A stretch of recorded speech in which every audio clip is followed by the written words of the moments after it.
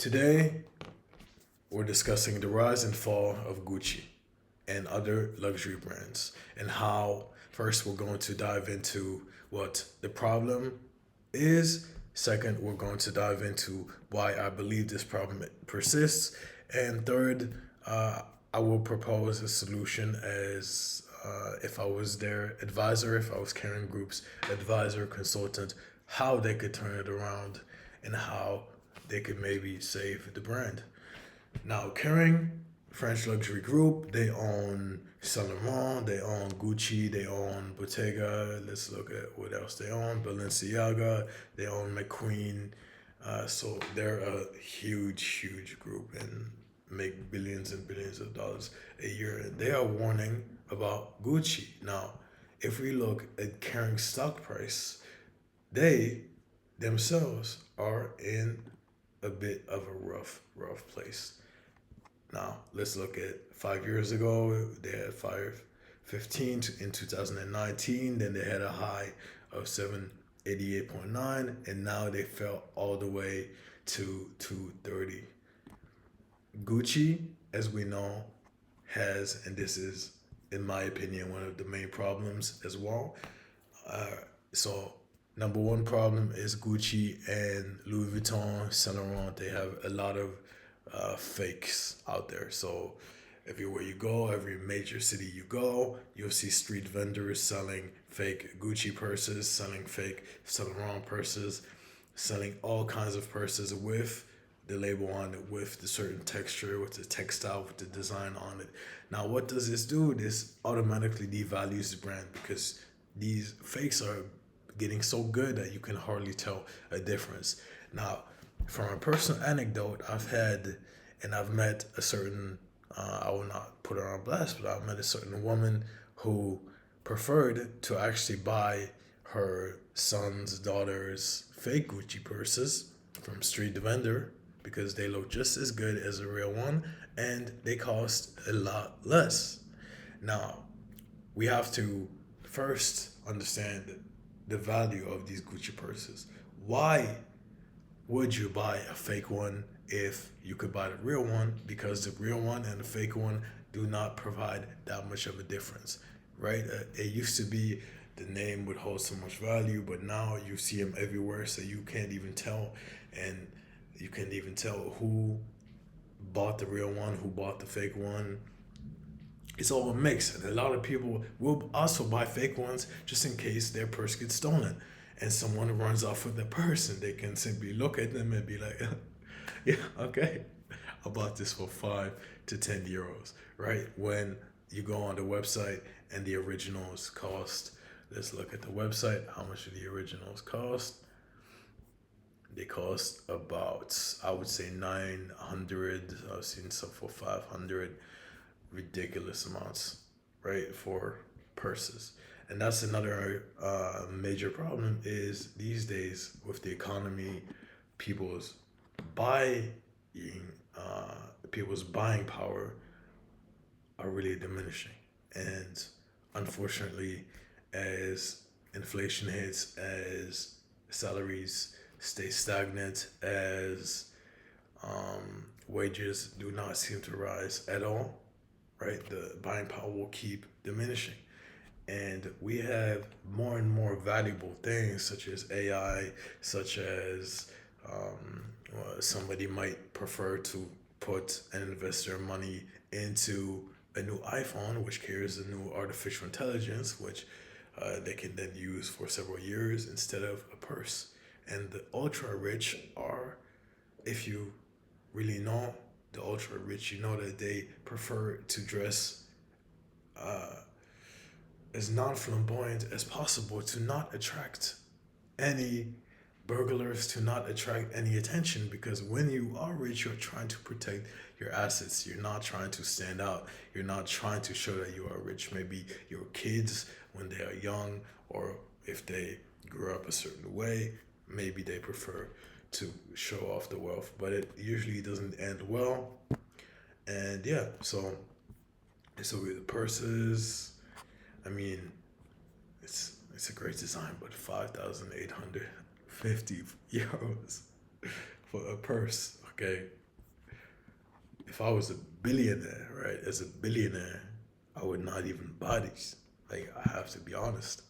I would not spend this amount of money on a purse that it might look good, but you could literally go to a designer and you can design your own. You can take, and they will do it for a lot less. So you could have a customized purse, and and you can't even see Gucci on it, you know? So it's not like all of these brands are losing their value. All of these brands are losing their names because people are seeing through the mirrors, people are seeing through the smoke, people are not caring anymore. You know, people don't care about the latest Gucci bag, people don't care about the latest Louis sneakers. Even in the fashion world, people are starting to realize that it's all about perception, right? And as a brand, it's all about experience.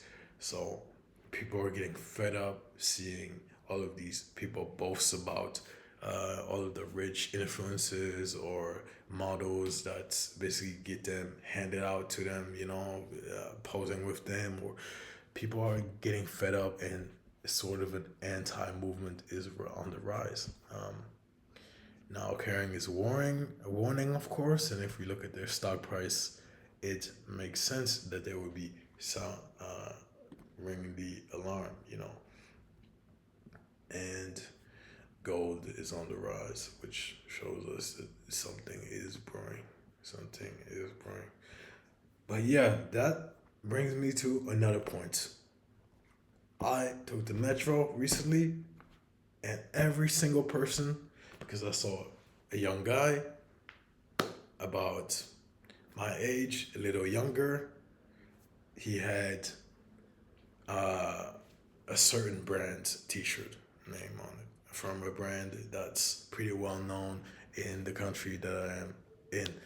And I was thinking to myself, that looks cool. Like, he has great style. But then I looked around, and there's someone with a brand himself, and there's someone with who is trying to make his brand as big as possible. I was really thinking to myself, wow, I don't see anybody else wearing name brands. I don't see anybody else wearing a Gucci. Okay, maybe they would not be on the metro, but in this big city, they would probably be as well, you know. But I'm just saying, I don't see anybody wearing any sort of brand that would actually stand out. Not even, doesn't have to be a luxury brand. It can simply be a brand from a famous designer, right? Or it could be your famous local brand, and I don't see people wearing it, right? But all of these brands are have the perception of success and the appearance of success. But if we're honest, most people are buying at Zara, at Pull&Bear, and blah blah blah. So, which, in my opinion, is not good for the young people, right? Because Zara is mainly focused on dressing people maturely, and the quality is terrible. Like, if you know clothing quality, and you walk into a Zara and you feel a T-shirt or you feel a sweater and you feel the textile, and it says the price is $49.99, $39.99, you know, it's literally not because of the price, but it's literally garbage. Like, they make those for like $2.99, $5.99, and they buy them in bulk, so they get even cheaper. But whatever, it's like we said, it's about the buying power, and it's about how people consume. So you would see a young lady wearing a dress like this while she goes out. You would see men, you would see women wearing coats like this, and she might have purchased it at Zara. You would see a man buying a whole outfit at Zara or Pull&Bear, and this is not commercial for Zara. I really don't like Zara, right? I like their fashion sometimes, but I don't like the brand. I don't like what they stand for and stuff. But um, yeah, honestly, you see most people wearing plain clothing. You don't see brand names, you don't see Gucci, you don't see any of those clothing. And also because since the whole economic situation is so much more tense, people are aware that everyone is looking, everyone is in more tenser economic situations. So those that were already defavorized or already poor are probably even hungrier, right, to steal and to get whatever they can from whoever. So honestly, I don't think Gucci and these brands can survive doing the same thing that they did for these last 5 to how many ever years if they don't change. And this, as an advisor, I would tell them to really, because you cannot, at this point, you cannot lower the price to Zara levels. That would completely be a slap to the face to all of your loyal customers. That would be the biggest slap to the face to everyone that ever believed in Gucci brand, that ever had a value to the Gucci brand. But what I would do is I would create an offset of Gucci. I would create a Gucci, well, you have to come up with a name, but a Gucci special, right? An offset brand that focuses on clothing, on plain clothing, right? And open another store, open a second section of the store. If I was carrying, that's what I would really do, because then you still keep the exclusivity for your main and wealthy clients, but you also open the brand up and you open it to a whole new market, but you keep the same quality, right? So you make it, I would say, 2/3 more expensive than a Zara, but you make it reachable, attainable for someone, maybe a young person that saves money, right? And you start competing with hype brands and not, you don't place yourself over these brands. You keep your emblem, of Gucci, of Saint Laurent, but you also establish a new brand that competes with the hype brands, right? And with your local designers. And since you have all the money in the world, it should be fairly easy to put people in place that know what they're doing, right? If someone from Gucci sees this and you want to put me in place, I can 100% lead you to success. But if I have the time, that's another question. Now, that's what I believe the brands should do. And if I was your advisor, that's what I would focus it on. So I would not devalue my brand, but I would simply open it up to a whole new market and create an offset of the brand while still keeping the main principles, the main je ne sais quoi, the main attitude of Gucci or of Saint Laurent, but open it up to a whole new market by making sure that people also understand, that your clients understand it's an offset, it's an offshoot of the brand. It has the same values. We place the same values on quality. It might not be as much quality, but it doesn't have the name plastered on it, right? It might be small. It might be a t-shirt with amazing quality that goes for, let's say, 80 euros, right? Or $80 or $60, right?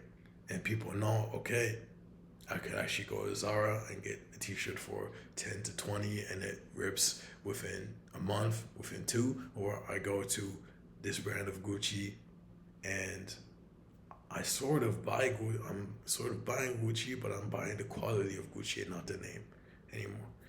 And I think that could definitely save the brand and actually open it up to a whole new market. So that was if I was advisor, another episode in the series. My name is Hudson CEO. If you have a business, if you're have a startup, if you have a business idea and you want to book a consultation, the link will be down below. And otherwise, thank you very much for listening, taking the time out to listen and subscribe. And I wish you a great one. I'll see you next time.